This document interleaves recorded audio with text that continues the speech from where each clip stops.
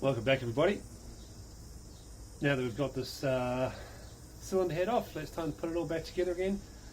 Like we said, new head gasket, new cylinder head, new rockers.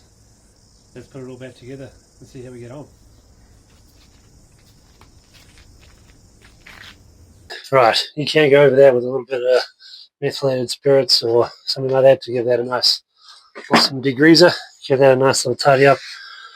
But I found, as long as that head, this has been machined recently, so I'm pretty happy with it. It's nice and tidy. Doesn't have any warping or anything. It has been dipped, so we're going to go straight ahead and throw our studs back in. Now, it is not a terrible idea to throw on some, attempt to throw in some anti-seize on the ends of these bolts, which is just something that I'm actually using some assembly lube this time around because I don't have any of the other, but fairly certain it's much of a muchness. Shit. Try not to get that all over the cylinder surface where you're going to be sticking your head gasket, but these should all thread in pretty easily by hand. You want to go all the way to the bottom. You might get a little bit of something sweating out there. And we don't. Don't worry. This is a Penrite assembly lube. But gives you the desired result you're looking for. Basically stopping that thread. See, anything that's kind of dissimilar metals, especially if you're doing aluminum and cast or aluminum and steel. Aluminium if you're from New Zealand. Aluminum if you're American. So I like to just put a little dab of that on there. Super helpful when you're doing those. I put it all over the shaft on the thermostat housings on these engines. Famous for dissimilar metals and corrosion and when water and heaters involved. So I'm going to throw a little bit of those on there. Assembly lube is good for everything. So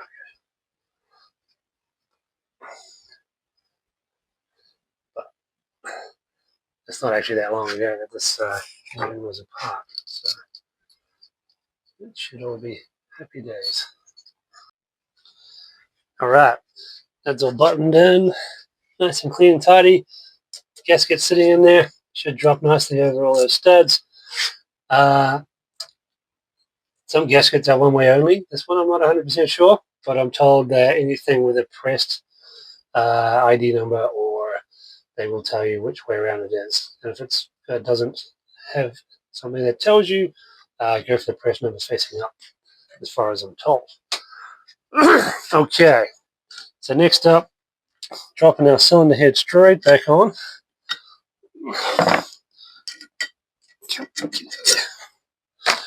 Get rid of those. This has all been cleaned up nicely already. Giving that a little wipe, trying not to get too many fingerprints on there. Drop that without any issues, straight down.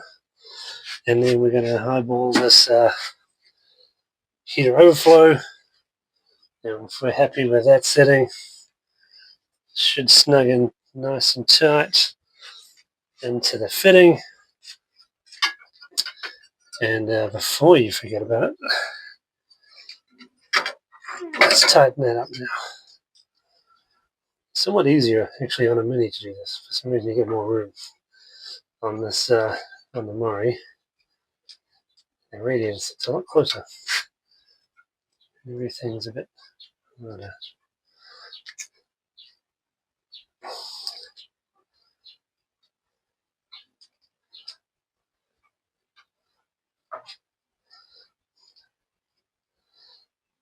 But then again, when you're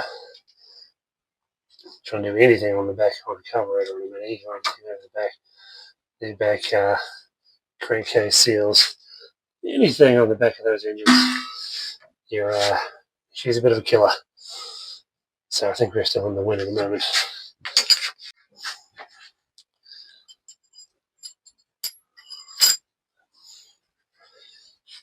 Right, that will help. Can't say I've done that.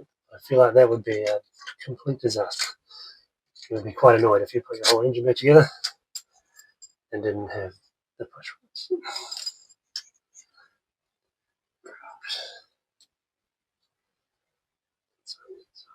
So, there we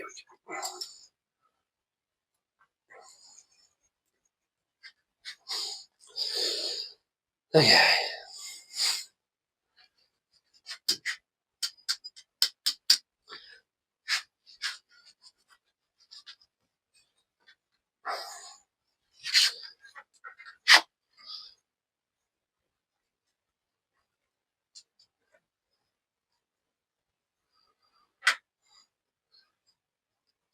So yeah, like I was saying, this set of rockers have the head studs that go through them, and they also have their own other supporting studs. Now, I'd be much appreciative if anyone in the comments would let me know a reason why you would do one way or the other. Whether you would tighten up the rockers onto the head first.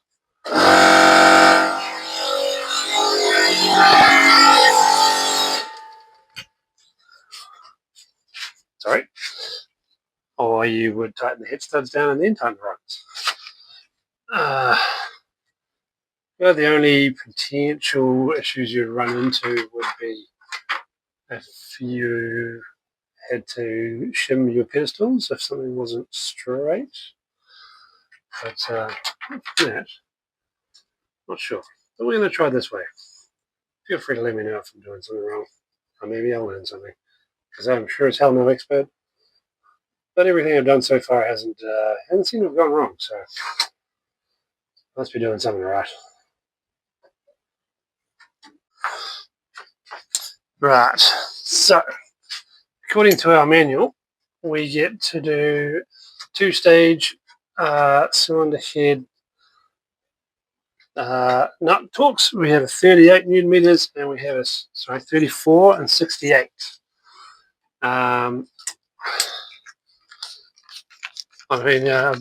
Multiple other cars I've worked on, you'll get potentially 2, even 3 different torque settings.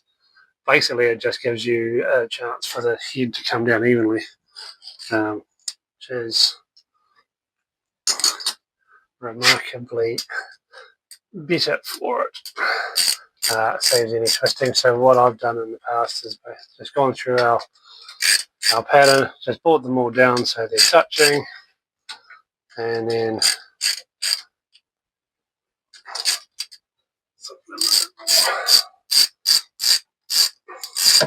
work your way up. You can use that 34 as a guideline, but you'll notice that in between, if you're getting more than half a turn maybe on your 180 degrees on the ratchet, it's quite a lot of movement if you go to half a kilometre. You're not really doing that evenly across the whole head. That's quite a big difference. So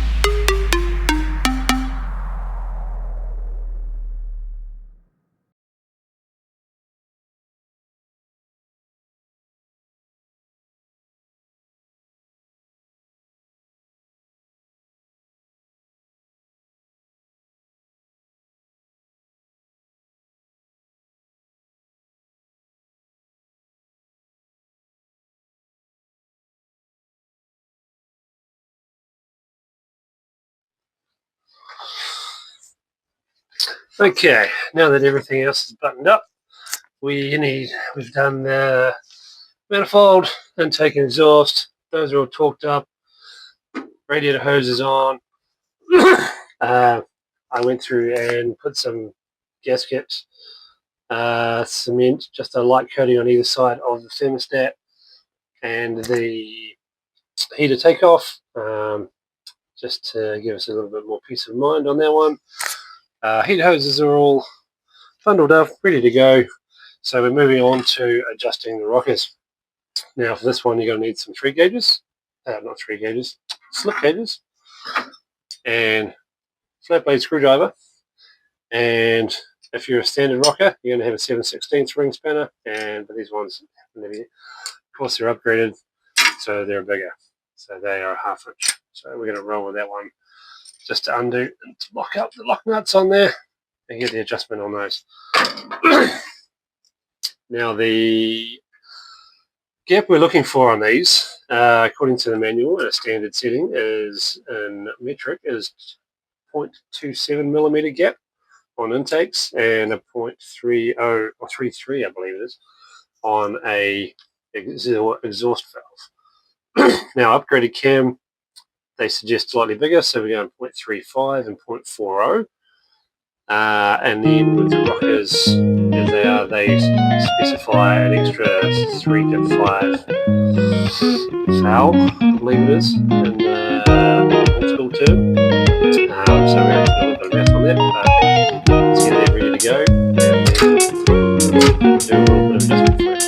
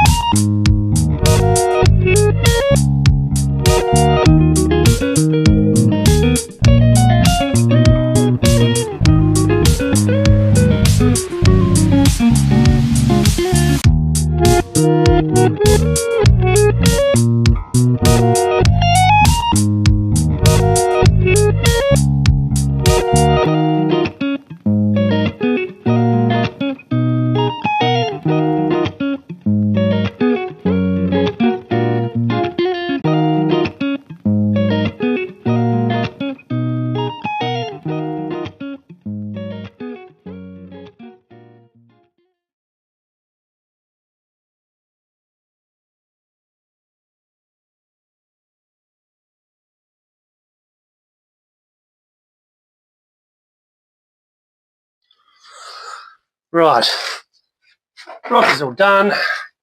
We've thrown some spark plugs back in the holes. We have got our ignition leads back on. Firing order 1342. If you're not sure, you want to get your number 1 cylinder to top dead center. You can do that various different ways. Go off your timing marks. You can pull out the first spark plug, let you get a nice little compression stroke, so it blows your finger off the end of the hole. And you know you're on top. Or have a look at these two valves are both closed. So you should be at about 1 o'clock, I believe, 2 o'clock on the dial. This distributor goes anti-clockwise. So number 1 goes number 1, 1, 3, 4, 2. Back in the game. Let's throw the rocker cover back on. Got my gasket glued to the bottom. Makes it way easier. Stops things sliding around, falling out. So they drop that onto that. There we go.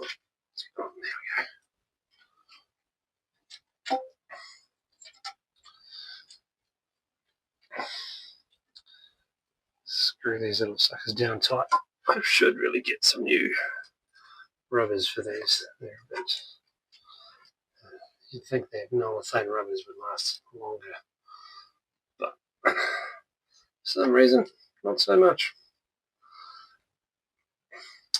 The other thing I've done off camera is I have the fuel line hooked up. That's it, ignition. The battery is now hooked up again. I'm turning the engine over with just by dabbing on the starter solenoid. and that is pretty much ready to roll. We are going to connect up the throttle cables afterwards, but as we speak, I think we're just about ready to fire it up and see if we've got any leaks and if everything's doing what it should. Let's go have a look. Let's find some keys.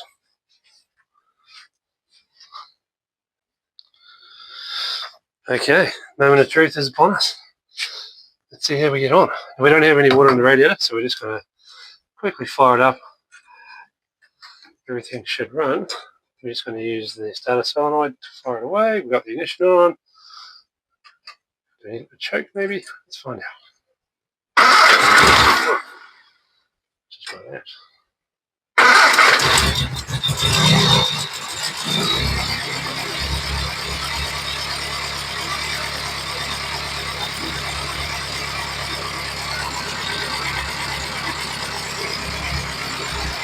A little bit of lift in ours.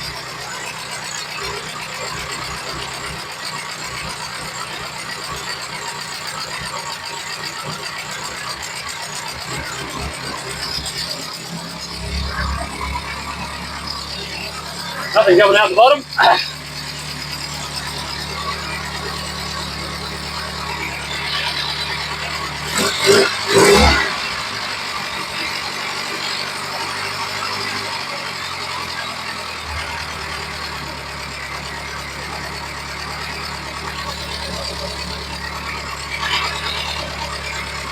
A little bit of lifting noise there. Alright, we'll shut her off.